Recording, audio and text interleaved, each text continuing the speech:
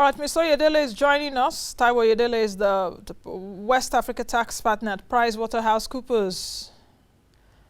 Mr. Oyedele, good to see you. Same here. Good to see you and good morning. Good morning. Are you working from home?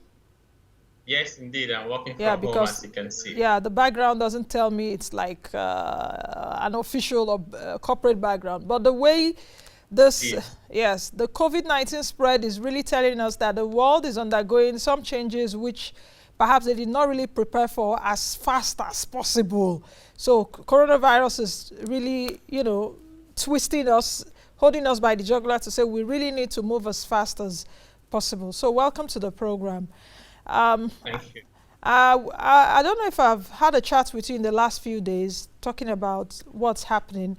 I know we did have a chat some weeks ago on the issue of FIRS setting a deadline for April 21. I know FIRS will not even be thinking of that now. They are running helter-skelter, because everyone is thinking of, his or her own life. But let me get your own views on 2020 so far, what is happening in this coronavirus outbreak. In fact, LeBron James, the basketball star, said some weeks ago, I think on the 11th of March, he tweeted and said, in fact, we should all cancel 2020. 3 months into it, so many things have happened. Someone also told me that perhaps we should uninstall 2020 software because there's a virus in it. So, so what do you think? Yeah, I wish a whole year is something you can decide to cancel or restart. Unfortunately, we have no such powers as human beings. So we just have to do the best we can to manage an unfortunate situation so it doesn't get worse than it is already.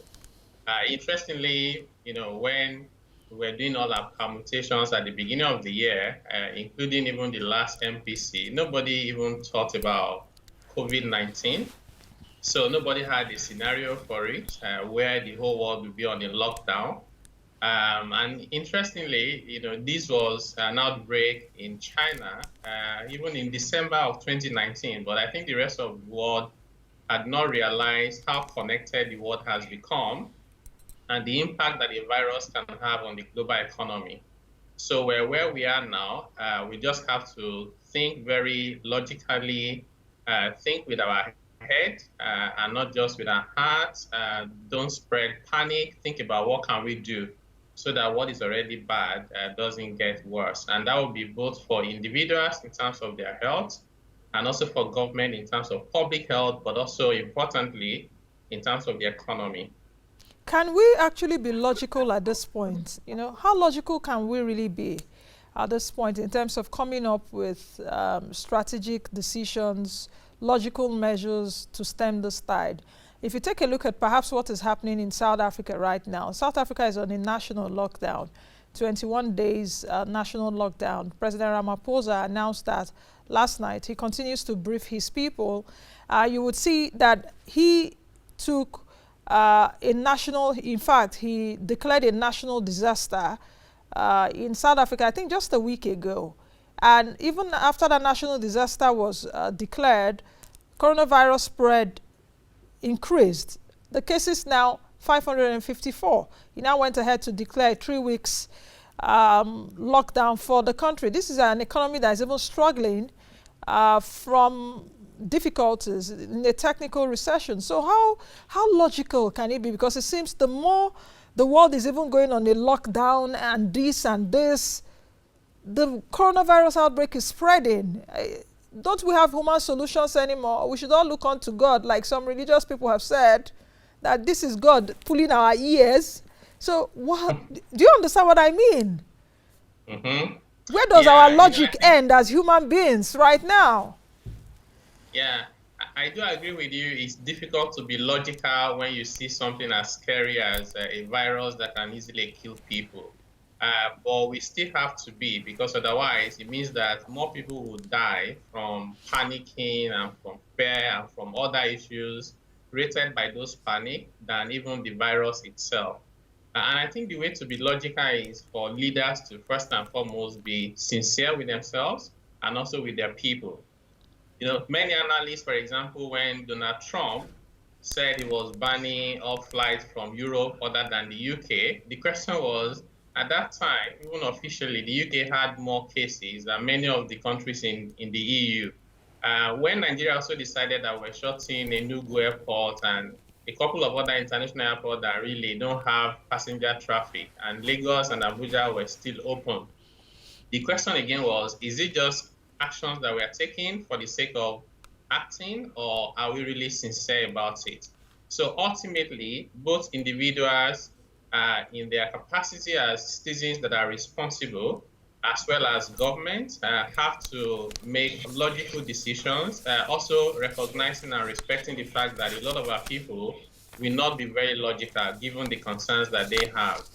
If you think about something like panic buying as well, people want to go and store whatever they need because they're not sure when this will be over and all of that. And once you start the panic buying, it's a self-fulfilling prophecy. Then there won't be enough to go around because you're panic buying. So ultimately, we just have to take a step back and say this is not the worst case we have seen in human history. There have been far worse episodes in history, and we have dealt with it, and we have come up even more stronger as a human race. There are even arguments that says that Lassa Fever is even a more deadly virus than coronavirus, and we have been dealing with it. We dealt with Ebola in West Africa, and we're still here. I think coronavirus will come, it will go, and we will still be here. How logical will that be? Because Lassa fever is not plaguing, it's not a scourge for the whole world, though I see now that hantavirus is trending. And when I looked at hantavirus is also spread through rodents, similar to Lassa fever, which we've been struggling here. So Lassa fever is not really affecting global economy. When we handled the Ebola, it was not affecting oil price. So coronavirus could just be a bit different, that in 3 months it has swept around the world, affecting everything. We don't just have a health crisis. The thing is that it's dovetailing from health to human crisis to economic crisis and perhaps financial crisis if not stemmed. How much logic can everyone as individuals come up with in terms of, you talked about panic buying earlier. Would you tell Nigerians now not to go and buy stuff and keep in their houses? Yeah, the difference is that in countries where there's a lot of trust between the people and their leaders, they rely on the assurances they get from their leaders, and then they act on that basis. So if the UK, for example, came out to say we have enough food to go around, we can ramp up food production if we need to very quickly. That has helped them with the way they reacted to panic. Luckily for Nigerians, we do not have that scenario yet. We shouldn't rule it out, which means this is the time for our government to give us the reassurance about the level of food security and how long we can go if we don't have to go out of our homes, and how long can we continue and feed our families and feed ourselves. So as much as I also, like I said, admit that it's difficult to be logical, not being logical in itself complicates the problem than it needs to be. So first and foremost, from a public health perspective, which is the point I was trying to make, is that coronavirus is not as deadly as maybe Ebola or even Lassa fever, because the survival rate is somewhere around 95–97%. So nobody wants anybody to die. But if you think about it, over 300 people infected, confirmed cases, but number of deaths, less than 5% of that number, which means for the vast majority of people that would unfortunately contract the virus, they would survive it, which means in terms of the public health, we know what the outcome will be.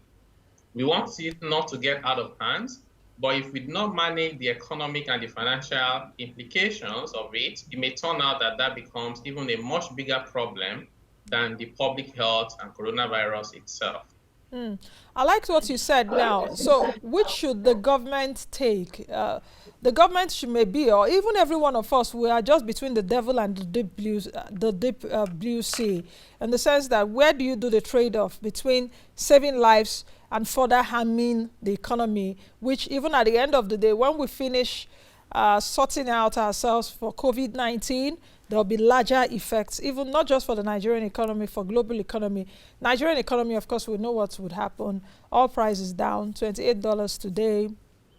No revenue for government as much as it would like. So how should the government, how should authorities do that trade-off between saving lives, which should be number one, which is number one, is the person that is alive that will make money now? Is it not? Health is wealth, yeah. Yes. Yes. Now, I think for Nigeria, if you ask me, Nigeria should focus first and foremost in terms of saving lives. So the public health dimension for Nigeria is the most important. And I say that because the economic implication of coronavirus is not based on what happens in Nigeria. It's based on what happens outside Nigeria, which is not within our control. So if China stabilizes and America is able to get these overweight UK and the rest of Europe, you find that the price of crude oil will bounce back. And Nigeria will be fine economically. So which means for Nigeria, number one priority is public health. How can we keep our people safe? Then number two is, in the interim, how can we respond in terms of monetary policy, fiscal policy, to make sure that the economy doesn't get to a point where recovery is going to be very difficult. To be honest, I think we should already have a scenario of a recession, and we should have that scenario for something between 6 to 18 months. I am aware that the US, for example, have a scenario that says this might just extend for another 18 months, worst case scenario, whereas the best case scenario is between 3 to 6 months. So Nigeria should plan for those scenarios, and as the rest of the world recover from coronavirus, economically, Nigeria will be fine. But again, we can't just plan our lives hoping that those people will recover in 1 or 2 months. We should also do those worst case scenarios of even up to 18 months. And what you've just said, that perhaps if oil price bounces back on the basis that the US's, the UK's, and the likes of them get coronavirus out of the way, perhaps Saudi Arabia and Kremlin come together again to a tea party to agree on, this price war, that Nigeria will be good economically. So that means that we are dependent, technically, not even technically, realistically, we are dependent on what the rest of the world will do to know how much health we would have economically, both in terms of the price of oil. Can we do anything right now in the immediate to take this disadvantage to an advantage? Talking about authorities now, not just even the federal government, the states, and perhaps local government. What can we use this coronavirus outbreak, which is a disadvantage, to our own advantage to fix our economy so that we don't just say what you just said in terms of, well, when price of oil comes back, we will come back again. Even if oil sells for $50 or $60, we are still not good. We need to tell ourselves the truth. Or like I said on the show, honest truth. Because truth in Nigeria now has coloration. It depends on which party you are on. So do you understand what I mean? Indeed. Yeah, unfortunately, the major reforms that need to happen are not things that can happen in the short term. But there's nothing wrong in starting those reforms. Because, for example, Nigeria could have taken advantage of the fact that China was shutting down to replace some of those supply chains to the rest of Africa, even if we're not going to compete in terms of supplying to the rest of the world. I do not know how prepared we are to make those fundamental changes and structural changes within the next few months, because I haven't seen those conversations starting yet, which is also a little bit understandable because we've got a crisis on our hand. So everybody is preoccupied with how do we deal with this crisis. It's like you have a fire, in your house, in your roof. The first thing is to put up the fire first and foremost, before you think about how can I avoid this subsequently. So the immediate impact on Nigeria is clearly the lower oil receipts as a result of the lower price of crude oil, and therefore the threat to our foreign reserve, and by extension, the fact that we may not be able to defend the naira. Bear in mind also, even in one of your clips, that we are seeing capital flight, because once you have these scenarios, what we expect that will happen is devaluation of currencies in developing economies. So people quickly take their money out and they take them to safety, which means on one hand, there's pressure because you are not getting enough FX into your country. but also people who have investment in your country are selling them off and taking dollars out. It means the pressure is even more than it needs to be. Some of the measures that the CBN has taken, I would say I agree with them. For example, I even think that some of those measures were long overdue. I agree to the fact that the CBN, to a large extent, did not devalue the Naira.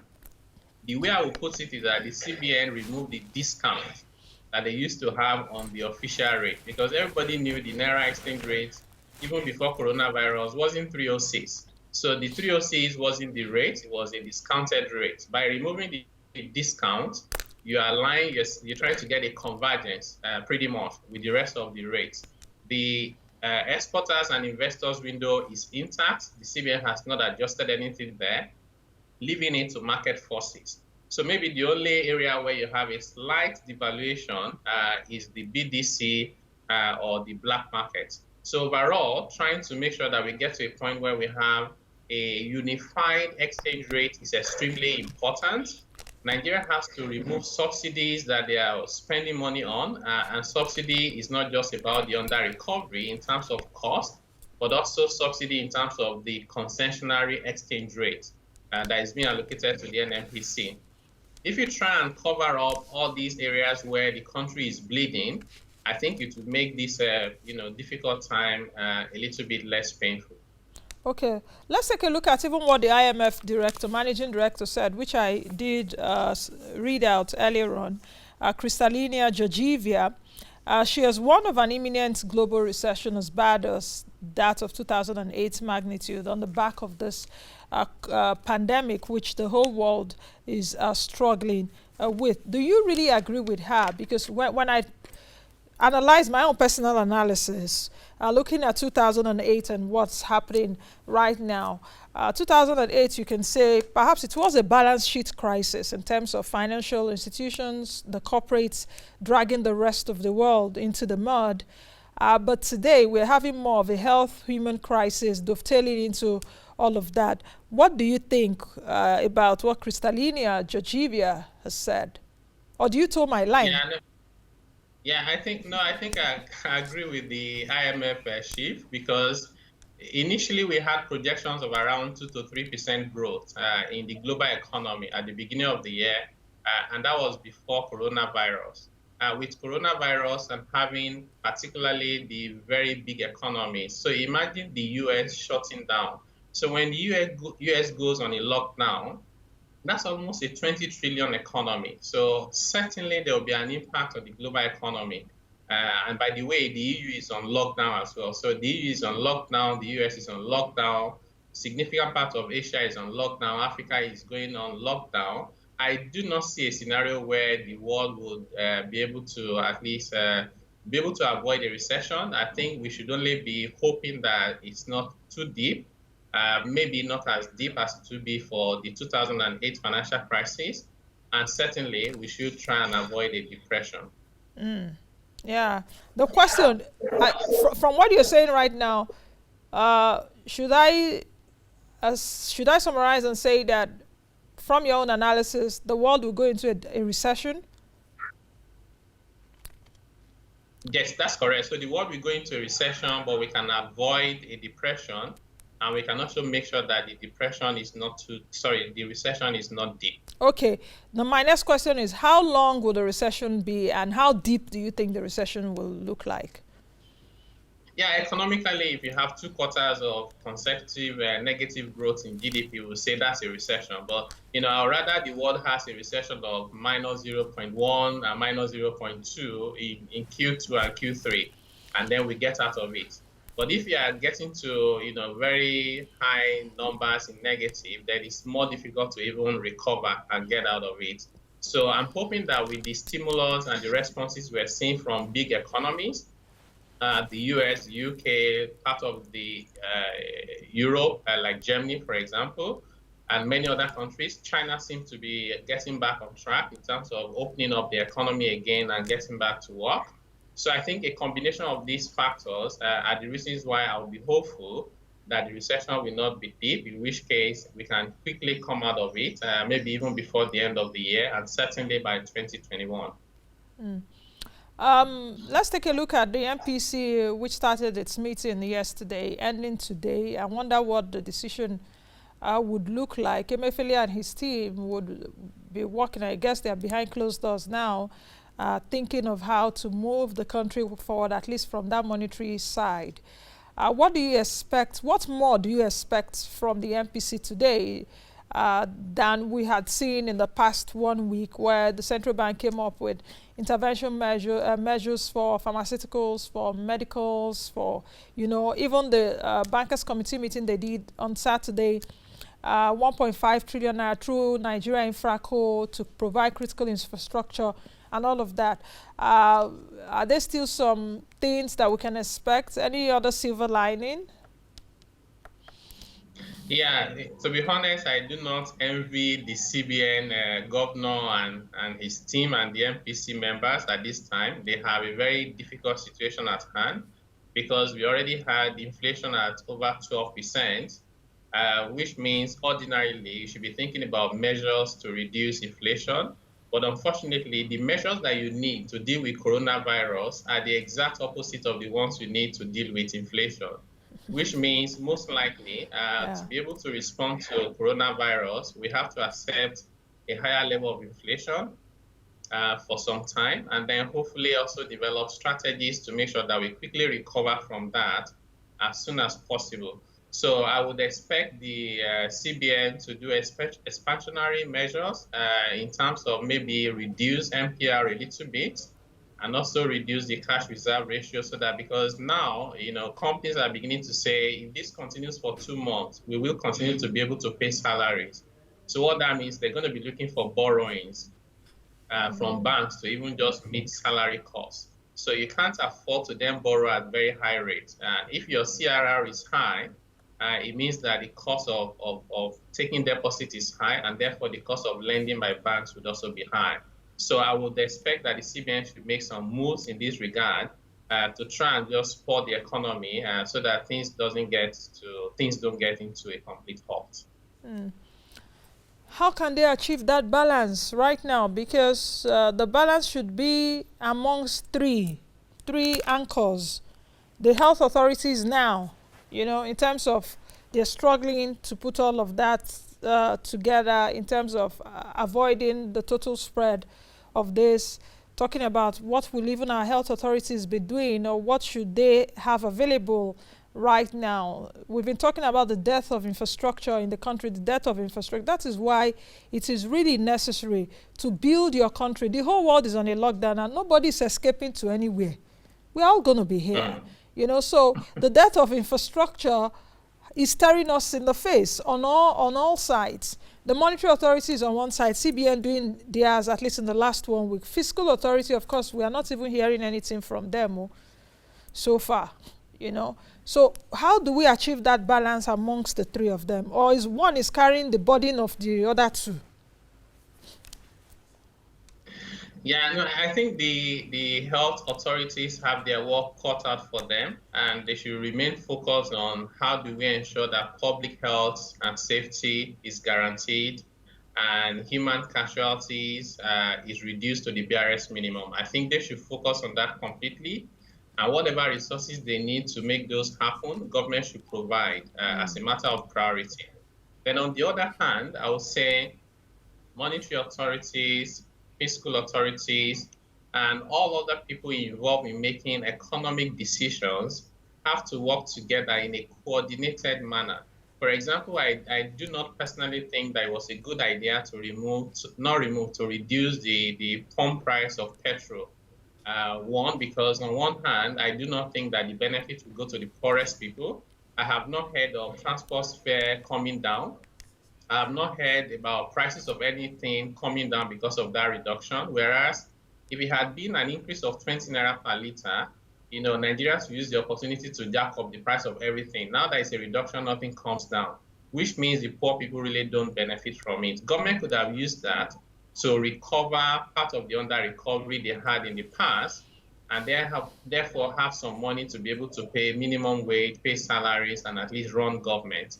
So I do think that the fiscal authorities have to develop their responses but they have to work in conjunction with the monetary authorities as well as all other organs of government and people in policy positions who are making decisions as to cause, as to whatever it is that we're doing in terms of subsidy and putting money back into the hands of people.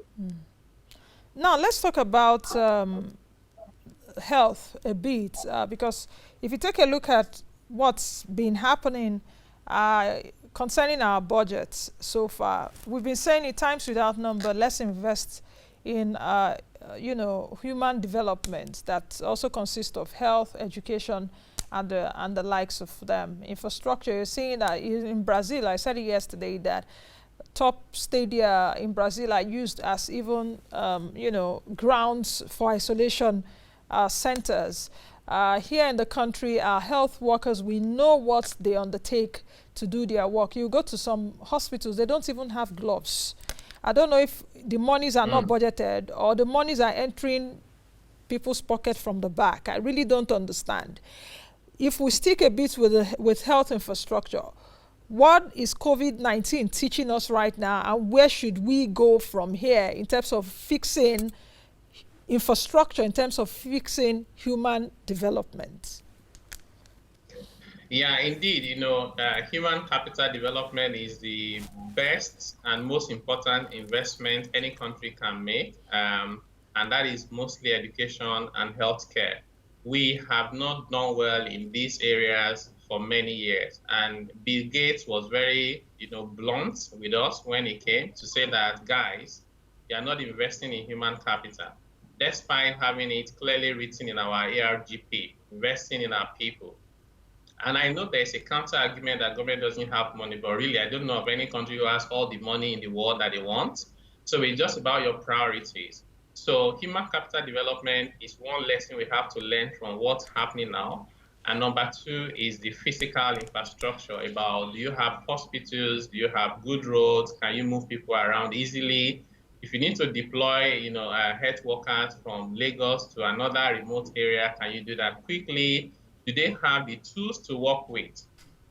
Things as basic as just having, the safety, wears or protective clothing. We don't even have all of that for many of them.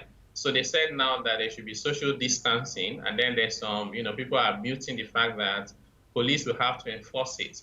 And I listened to one of the police officers on TV this morning. If police wants to arrest someone and they just sneeze, the police officer will run away. He will run away. The police officer is not protected because police said that they did not have a budget for it. I'm not sure there was anybody who knew there was going to be coronavirus and they budgeted for it at the beginning of January. But countries are responding. That's why you have contingencies. Once you have a national emergency, you deploy your resources very quickly. But the added problem for Nigeria is a lot of these things are not even produced locally. So even when the money is available, how do you get the materials? We also were not prepared as a country. We're always very slow to react. When this outbreak, became, a big problem, some of us heard that even the Chinese that were in Nigeria were buying those things and returning them back to China. And nobody responded quickly in Nigeria to say, what, these are essential items, you can't take them out of the country. So a lot of them were exported back from Nigeria. By the time we had our own first case of coronavirus, the prices just went over the roof because supply was a lot less than the demand. And that's still the case as of today. So some lessons we can learn from this is to always prepare, as if every day you have to deal with coronavirus. And then, they say it's a wise king who prepares for war in the time of peace. It's not when you're already in a war situation that you start preparing for the war. Otherwise, you've lost it already. Are there other measures that the government can take? How should we get this virus under control other than what is being done right now? Now, I think one thing is to have a plan, and that plan, you should communicate it so that Nigerians know what it is that you have planned to do. And how do you measure progress? Just coming on TV once in a while to say you have an isolation center, you are testing people, and people know that really the number you are giving us may not exactly be the numbers that we have, at least based on the way this has played out in many countries. So there were countries where, they had 30 cases, and then 30 days after they had 2,000. So we are at around 30 now. It doesn't mean that we have 30. It means that those are the people we have tested. How can we stop the spread? And when the numbers, as we ramp up testing, when the numbers go up to hundreds, God forbid to thousands, do we have the facilities to deal with them? I do not think so. We should not wait until when we have 2,000 to say, by the way, do we have enough centers? There's already conversations around, are there areas that you can convert to isolation centers? How do you take care of people, testing equipment?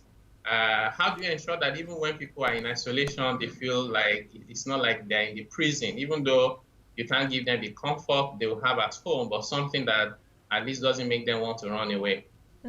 Okay, just as we wind up, what do you think that individual behavior should be, even as we battle this virus? I want you to reiterate it again, because it is very, very essential. Individual behavior, consumer behavior should be. And perhaps, you know, your last word. I actually also wanted to ask you about FIRS, but I don't know anymore, you know, in terms of FIRS says, was it yesterday, their target for January, they didn't make it. Their target, I think, 800 and something billion. They made about 333 billion or thereabout. So if you can just, you know, model all the answers, then we go. Yes. FRS, in fairness to them, they released a statement yesterday, and they granted some concessions in terms of extending the period for filing returns, your ability to submit your returns online. I think it's a good step. Maybe we still want more than that, but they are responding to it. In terms of their target, it is clear to even the person who doesn't know anything about finance to know that they cannot attain their budget. It's impossible. You cannot operate outside of the realities of the economy. Apart from the oil revenue that will be down, PPT and all the taxes from oil will be down, but also from non-oil. I think lastly, my comment would be that for individuals, Nigerians and everybody who lives in this country that is watching us now, first and foremost, please think with your head. My go-to place is the World Health Organization's website. They have up-to-date information because they are not politicians. They are not making irrational decisions. So they give you facts and they give you practical ways of dealing with issues. People should please stop sharing fake news. If you see something copied, share from unknown sources, please do not forward it. And then do not panic buy.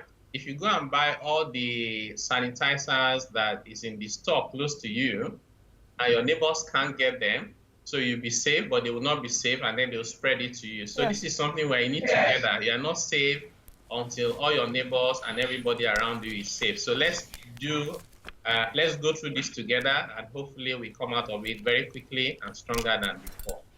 Thank you very much, Mr. Oyedele. Since you're working from home, work safe. We are still here. I don't know. We are essential services, isn't it? TV never goes off. Safe as well. Yes, I will. Yeah. I and my team. Thank you very much for speaking with me today. Thank you. All right, that's the much we can take on today's edition of the program. I hope you've been able to get one or two things. What more can I say? Be the best you can be the change you want to see. Let's all stay safe, wash our hands with soap and water. That's the most potent way. Wash for at least 20 seconds.